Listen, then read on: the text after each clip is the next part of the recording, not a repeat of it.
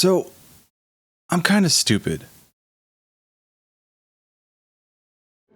I'm not a physicist, biologist, chemist, or really any kind of ist that would indicate my IQ is higher than room temperature. I'm just like a guy. I don't know how to accurately simulate a bullet's trajectory based on caliber, type of weapon being fired, and environmental factors. I don't know how much wattage a plasma weapon actually needs to be fired. I don't know how a suit of power armor covered in titanium plating would actually weigh and function. I'm just a dude who really likes science fiction, and throughout the process of making my science fiction TTRPG, Mythic at any cost, the same argument has been brought up to me more than a few times. Actually, this isn't very realistic. It's called science fiction for a reason, emphasis on fiction. None of this shit is realistic, no matter how hard we try. Faster than light travel? Good luck. That shit requires infinite energy just to get to light speed for things that weigh more than a photon, let alone going faster.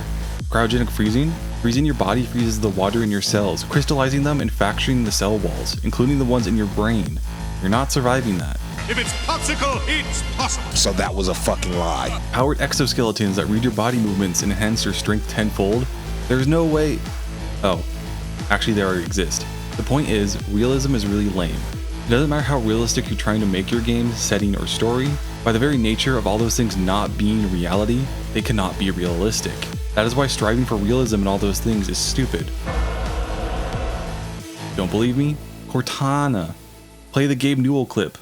Sitting in a design review and somebody say that's not realistic, and you're like, okay, what does that have to, like, explain to me why that's interesting, because in the real world I have to write up lists of stuff I have to go to the grocery store to buy. And I've never thought to myself that realism is fun. I go play games to have fun. And so we had to come up with some notion of what fun was. We knew it was an ad hoc definition, and it was the degrees to which the game recognizes and responded to the player's choices and actions, right? You know, in behavioral science, you would say we're explicitly talking about what were reinforcers and what the reinforcement schedules were, right? At that point in time, that was a useful way of making design decisions. The point I would make is, if I go up to a wall and shoot it, to me, it feels like the wall is ignoring me. I'm getting a narcissistic injury when the world is ignoring me. So it is like, to me, I was trying to convey to the user a sense of, yes, you were making choices, yes, you were progressing, which meant the game had to acknowledge that back to you. If you shoot at a wall, there have to be decals. If you kill a bunch of Marines, the Marines have to run away from you, right? You have to have this sense of the game acknowledging and responding to the choices and actions and progressions that you've made. Otherwise, it loses any sort of impact.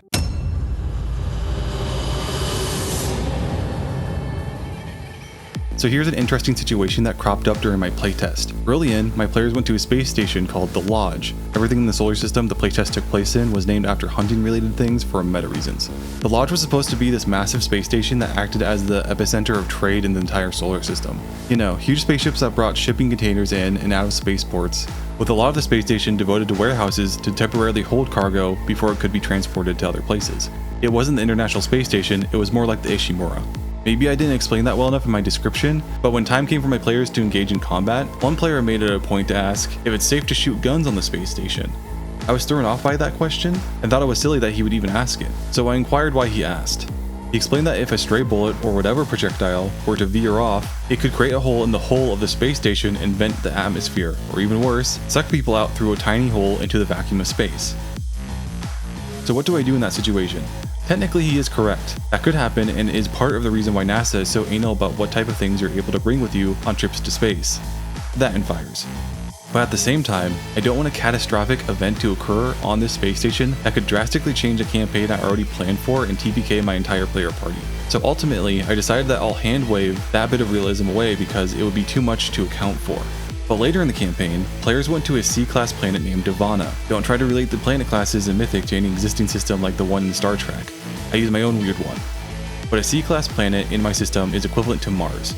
And if you've ever watched The Martian, explosive decompression is more than possible on Mars' sparse atmosphere.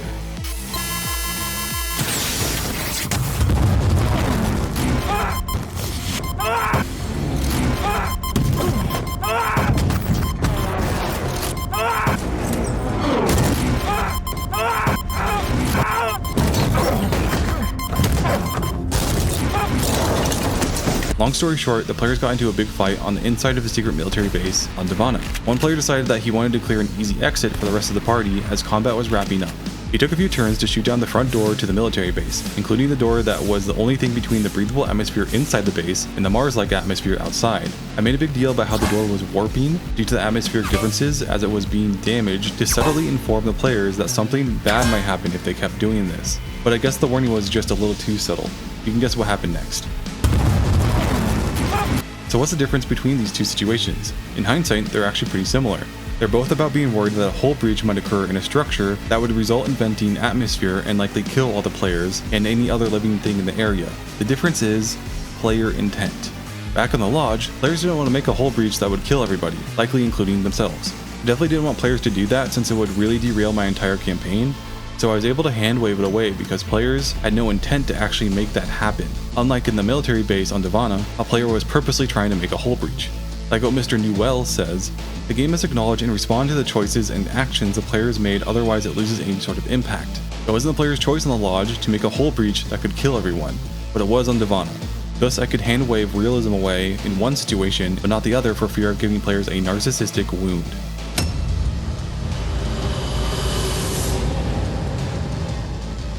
Let's get away from Mr. Newell and player psychology for a moment and talk about something less brain-bending. Last video, I talked about weapons and how they function differently from one another. Specifically, I talked about laser weapons and brought up a realism argument to justify laser weapons not having recoil in Mythic. What I chose not to mention is that, realistically, laser weapons should be no weaker than any ballistic weapon. In fact, powerful enough lasers are way more effective than any bullet could ever be. If a laser should have downsides compared to a ballistic weapon, laser weapons should have a shorter range than ballistic weapons in atmosphere due to an effect known as blooming, which basically means that in atmosphere, like on Earth with air surrounding us all the time, lasers pretty rapidly lose their energy because the photons in the laser are interacting with the air they are being shot through. So, like a friction effect, the photons that get dragged away from the laser into the cooler air and are dispersed, making it weaker at range. This effect worsens when an area of thick dust, fog, or smoke. But lasers have almost no limit to their range in a vacuum. Technically the same is true for bullets. Which begs the question, how should I actually have lasers work in my game for the sake of realism? Well, I could add a weapon property to the game called Bloom and give it the description of something along the lines of, in atmosphere and not in space, lasers have much shorter range, even shorter range in things like smoke. But that runs into the issue of having a weapon property that is highly situational. As I learned in my Mythic playtest, conditional modifiers are really annoying. They're hard to keep track of and are often forgotten. For instance, before the revision, taking cover in the game gave PCs and NPCs a +3 bonus to their AR. Being above or below the target would give you a +2 or -2 to accuracy to hit the target. And then dual wielding would give you a -2 to AR if you didn't have the Akimbo perk. Thankfully I changed a lot of that to use the edge and snag system more, getting rid of the headache of adding together so many different numbers so often from so many different sources. But I think adding a bloom property would do something similar in a bad way. It's a property that does nothing in space and would make the weapon even shorter ranged in very specific situations. Smoke grenades exist in real life and in Mythic. I could easily make laser weapons suck just by having enemies use smoke a lot. Which is why I would really rather not balance lasers in this way, because how the laser would function differs per situation, sometimes from turn to turn in combat, making it unreliable and forces players, including the DM, to constantly keep this rule in mind, among the myriad of other rules that all just get jarbled up in your brain as you play. I would much rather have lasers just function the same as ballistic weapons, but their main notable differences being the recoilless property and doing less damage, because you don't have to think as hard about how lasers are going to function from situation to situation. It's hand-waving realism, sure, and some might find this solution boring, but doing so makes the game more fun and streamlined to play. You know, it's called a TTRPG. Those letters stand for something. Tabletop role-playing game. As in, it's not a video game that has an automated game engine running on your computer that crunches all the math and considers the situations for you. A tabletop game with, like, pencil and paper. I know VTTs exist like Roll20 and D&D Beyond, but when making a TTRPG, I'm making it under the assumption that most people will be playing this game with pencil and paper. People can use VTTs to play the game, but at its core, like 5e, Mythic is supposed to be played on pencil and paper. And you, yes you, are the one who needs to keep all this shit in mind when playing the game, and it can get overwhelming really fast. And this runs into one of my many annoyances with the realism argument, that adhering to realism quickly overcomplicates everything. Imagine working a full day of work and going to meet up with your friends in person or online to play a session of Mythic, and when combat starts, you have to consider the entire situation every time you just shoot your weapon. In Atmosphere, your weapon has shorter range. Enemy pop smoke, your weapon has even shorter range. Just like a D&D 3.5 to know how annoying keeping track of so many situational bonuses and debuffs can be. I'm trying to reduce the amount of things players and NDs have to remember at once, not increase it. Not to mention that, according to the comments on my videos, I assume most people watching are TTRPG vets. Like, a lot of you guys are recommending that I go and check out TTRPGs I've never even heard of, which is cool, don't get me wrong. I love those comments and I try to check out those games when I have time, but I definitely feel like that a lot of people who are watching this right now will hear about this theoretical bloom weapon property, and I assume you guys are thinking, ah, hell yeah, that would be awesome to have in this game and give it way more depth. But I think you guys aren't keeping players like this in mind. No shade to this guy, he seems super chill and cool, but it's a great example for the type of players I at least have had to DM for in the past. Players who are new to the game or simply refuse to learn the game, maliciously or not. They struggle to understand and remember basic rules, let alone understand anything about how their class and build work. I've DM'd things you people wouldn't believe. Well, you probably would. Bards taking 10 actual fucking minutes to slowly read through their entire spell list. Brand new players making a druid character and never bothering to learn how wild shape actually works. Fighters refusing to remember where their AC is on their character sheet and forcing me to re-explain how making an attack action in D&D works at least 3 times a session. Players showing up for sessions only to work on something else the entire session, but you can't say anything about it because they'll call you the dick. All those moments of frustration will be lost. Because the campaign ended unceremoniously for numerous reasons, so all that frustration was for nothing. So yeah, making shit complicated for realism's sake makes the game less fun to actually play for experienced and inexperienced players.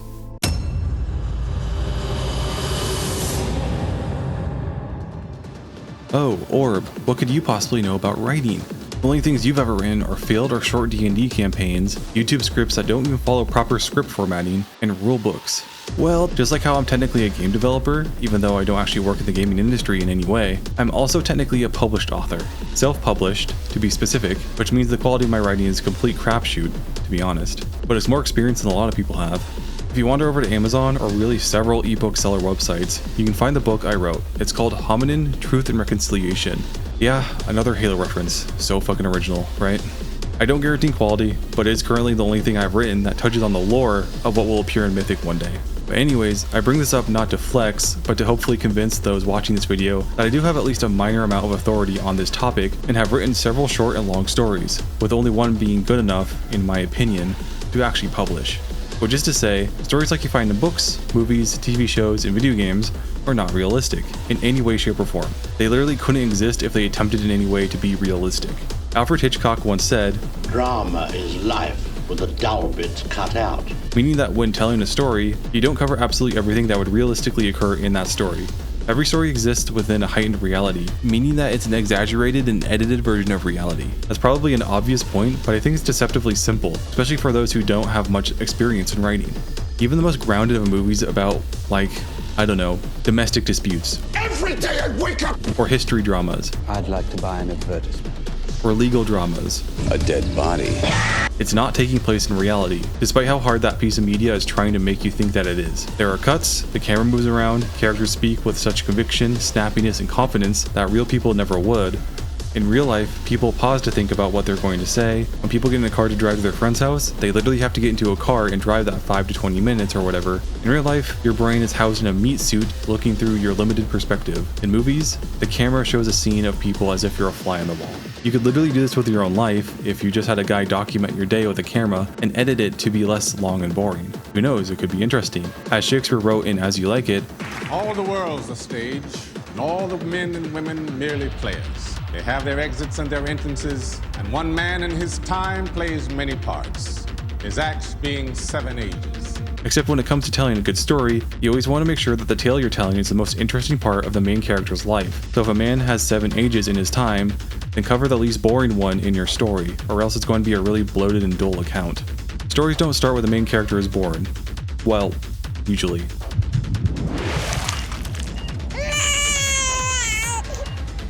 Just like her Daddy. They start when the life-changing event for the main character begins. Where do we begin the story in Star Wars? When Leia gets found out by the Empire and is arrested, just barely sending a message to Obi-Wan. Where do we start in The Lord of the Rings? When Bilbo is planning to leave the Shire, he leaves the One Ring to Frodo, and also ends up having Gandalf learn about the ring's true nature. Where does Blade Runner start? When a replicant gets discovered, Deckard gets called in by the local police to fulfill his job as a Blade Runner and hunt the replicant down and retire it. Everything before and everything after the events of the story you're telling don't matter as much, with the future being a mystery and backstory informing how players logically act in the current story. It's not realistic, but it makes the story feasible to tell within a timely manner. Which brings me to the next point: characters aren't people. What I mean by that is that people are multifaceted and complex, with ever-changing opinions and many faults. I mean, you try it. Sit down right now and write out your opinions, hopes, and dreams in their totality. It might take you some time, right? I mean, there's a lot to talk about. So much that we don't even remember all the stuff we want to talk about. Every single opinion, hope, and dream. Fuck dude, it takes me like 2 weeks to write these scripts, and I'm just talking about a single topic per video. Much like realism with gameplay or DMing, it's not realistic to be realistic when depicting a human person. So we often have to simplify a character's traits down to their most basics. In D&D, there are personality traits, ideals, bonds, and flaws section on your character sheet that usually contain at least one thing in each of them. In Mythic, when using the origin system, players must choose a skill to put an origin point into and write out a 1 or 2 sentence long reason for why they get that bonus in their backstory, with 2 being triumphs and 1 being a failure. Even when writing for movies or books, there are narrative character sheets you can fill out as much or as little as you want that goes over the basics of stuff like what the person looks like, their fears, cultural backgrounds, and their motivation. Not to mention that when considering the runtime of a movie, TV shows, books, or even D&D campaigns, because characters won't always be around all the time, you have to keep character traits simple so that audiences can get a handle on just who the character is within the amount of time they appear in the story.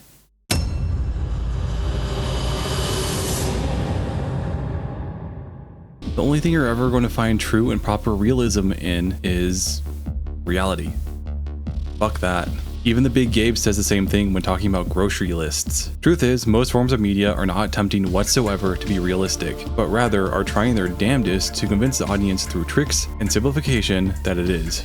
Let's look at the attack action in D&D, and let's use the longsword as an example. Use it in one hand, not both. To make an attack, you first have to roll to see if you hit, which requires you to roll 1d20, add your character's strength ability score modifier, dexterity if it's finesse, and finally add your proficiency bonus. You can wield weapons that you're not proficient in and not add your proficiency mod, but if it's not for story reasons, I don't know why you would.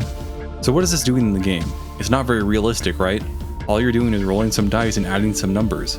But if you think about it in a certain way, when swinging a sword in real life with the intent to harm, several factors contribute to the overall success of that action, which can boil down to 3 basic features: your natural abilities, ability score modifiers, your skill with the weapon, proficiency modifier, and the randomness that comes from environmental factors, mental state, or how your body might feel in that particular second of time, the random 1d20 roll. For gameplay convenience, we take things that can occur in real life and abstract them so they can be more easily performed in context of the game's rules. You know, it would really suck if we had to write out complex physics calculations just to swing a fucking sword.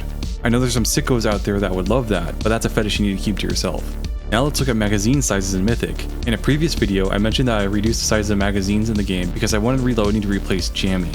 Guns only having magazines large enough to fire between 3 to 6 shots is very unrealistic. I mean, look at this thing. I don't know how many bullets you can fit into it, but it has to be more than 4, right?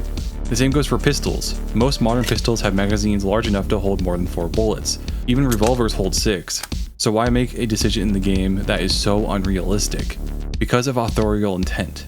Authorial intent is a term usually related to literature rather than game systems, but I'm using it here because I think it applies, and I have no idea if there is an existing game design term for it. It essentially is the message the author is trying to communicate to the audience. But for me, and in game design terms, I'm using it in the sense that I want this mechanic to force players to play in a specific way. I want players to reload their guns at least once per combat encounter because that will force them to suffer an action economy decision midway through the combat, being forced to ask themselves, should I reload my weapon and do almost nothing else this turn, or switch weapons and change up my tactics either slightly or dramatically to stay engaged in combat this turn? It mixes up combat and forces players to at least sometimes use weapons other than their main one. You could argue that this is a realistic mechanic to have in the game since, realistically, in most firearm combat encounters in real life, the vast majority of shots fired miss. Don't think about how many taxpayer dollars are being wasted on missed shots. Then, we need to ask ourselves what makes for good writing, realistic writing. Writing is a pretty old medium of entertainment and has many narrative devices created over the hundreds of years it's been a thing to help convince audiences that the story being told is believable. Backstory, whether it's for the world or a certain character, or the interplay of the two, makes the world the story takes place in feel like it existed long before the events of the story and will exist long after. Much like our own world, hundreds of thousands of years occurred on Earth long before you or me stepped foot on it, and much more will happen on Earth after we're gone. Chekhov's gun essentially boils down to requiring every element in a narrative to be used by the end of the story, or else it's wasted time and space in your narrative. You know, if Chekhov shows off his gun in one scene, then in a later scene, it doesn't matter how long after, that gun better be used to shoot someone dead, or else why would it be there? This one gets a little muddy since showing off items can be a great way to communicate to the audience what kind of person the character is, along with visual media having a lot of items in every scene. For instance, Chekhov might be showing off his gun because maybe he's a highly skilled hunter and just wants to show off. But if you want your writing to be extra good, you should marry the two. Chekhov shows off his gun to communicate that he's a proud hunter, and then the gun and his hunter skills are later used in the story. The rule of 3 has things appear in trios, like events or characters, since having things occur in that number is more satisfying to your brain compared to any other number.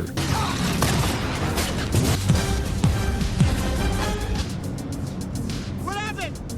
I don't know, it just didn't explode. That's weird. You know how in video games lots of puzzles appear in threes? Or look at the Legend of Zelda games, there's tons of stuff you have to collect in groups of 3. So this is a narrative device, but it extends to everything, including how many times a character needs to attempt something before succeeding. Ever heard of the term third time's the charm?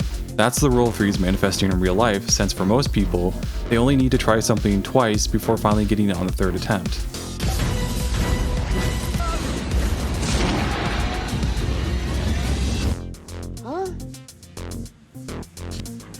That one was gonna explode. Of course, the rule of 3 isn't very realistic, because real life is far more random. But when it comes to books, movies, and even D&D campaigns, even if you're playing a multi-year long campaign, characters have limited amounts of time to fit their story in. Brevity is key. As they say, good writing is saying as much as you can with the fewest words. Don't tell professional writers, but that isn't always true. That's why in stories, characters often go through 3 trials, or have to fail at doing something twice before succeeding once, or having to collect 3 MacGuffins. Because if there are fewer obstacles than 3, then it feels like the character didn't have to suffer as much to achieve their goals. And if it takes more than 3 obstacles for a character to achieve their goal, it will make the story feel bloated and have unneeded steps.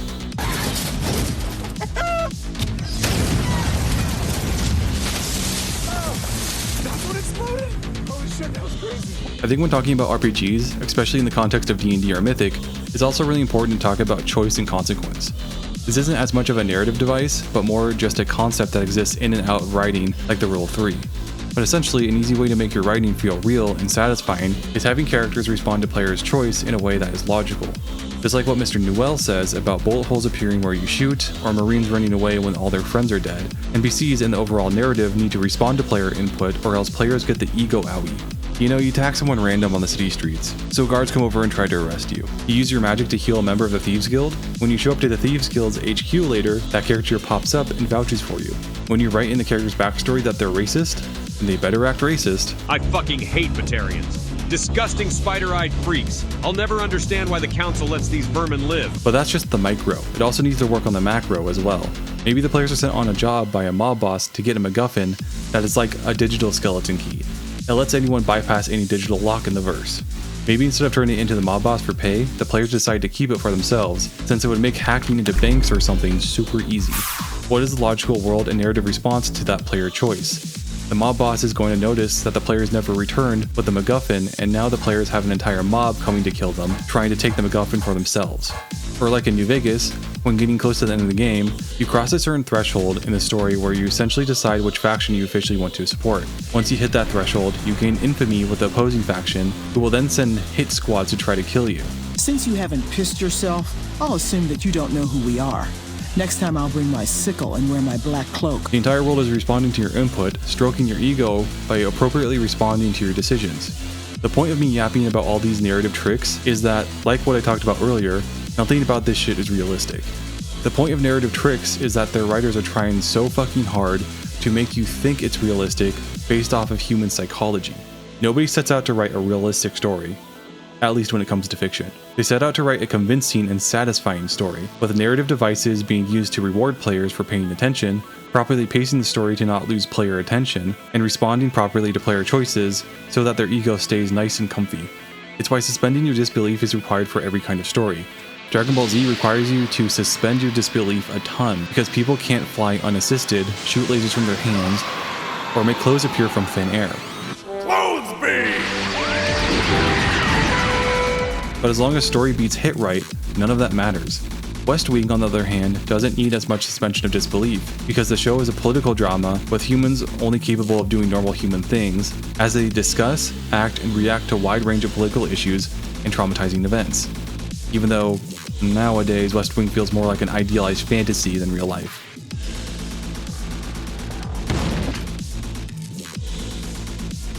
It's up to personal preference how much you can suspend your disbelief. Stories are well-constructed falsehoods, and how much you are able to believe in it sets your tolerance for certain types of stories, thus making the strive for realism a delusion, because from the starting line, the stories you are consuming is a well-crafted illusion. Until next time.